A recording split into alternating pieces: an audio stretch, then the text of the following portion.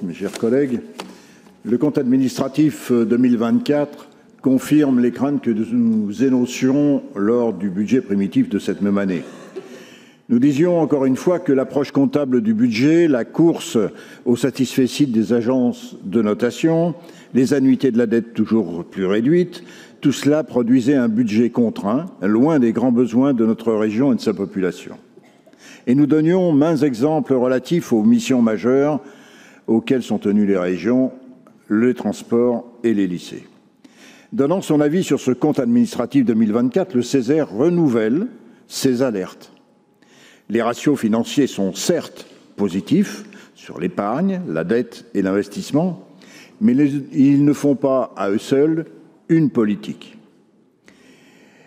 Et ils ne répondent pas fondamentalement à des besoins essentiels, tant en investissement qu'en fonctionnement. De plus, le Césaire continue de dire que les évaluations de résultats et d'impact de ces budgets ne sont pas suffisantes. Mais peut-être le Césaire et ses remarques comptent-ils un peu, ou pas beaucoup à vos yeux, quand vos amis à Paris pensent même le supprimer.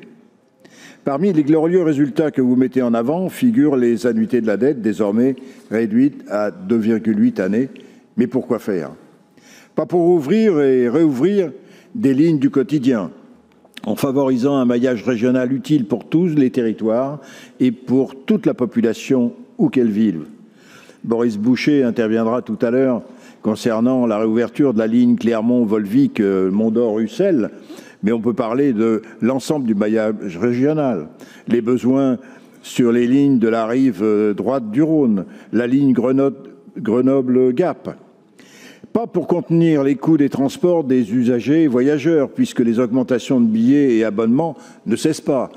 Et tout ça, ça vient en même temps que vous dites que vous n'augmentez pas les impôts. Si, les impôts du quotidien, vous les augmentez. Pas pour mettre à disposition du matériel roulant en quantité suffisante et renouvelé, puisque vous n'avez fait que combler le retard que vous aviez vous-même accumulé, comme l'a expliqué la CRC.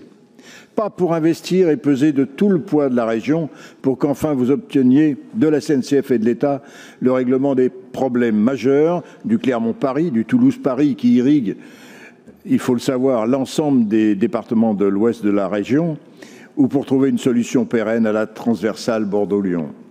Par contre, vous avez investi plus que le raisonnable dans le routier, y compris sur du réseau national.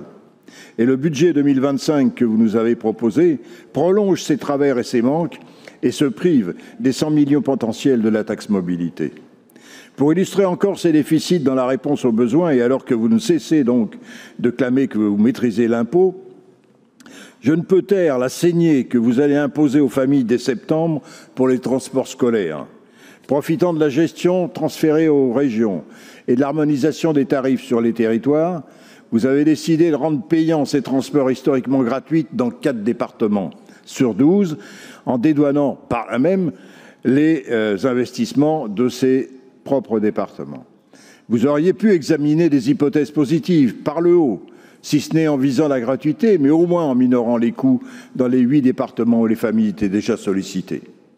Concernant les lycées, vous n'avez là encore pas mis les moyens pour commencer à répondre aux problèmes de vétusté, d'isolation, d'équipement que la mission, l'audit initié par la gauche dans tous les établissements avait factuellement révélé.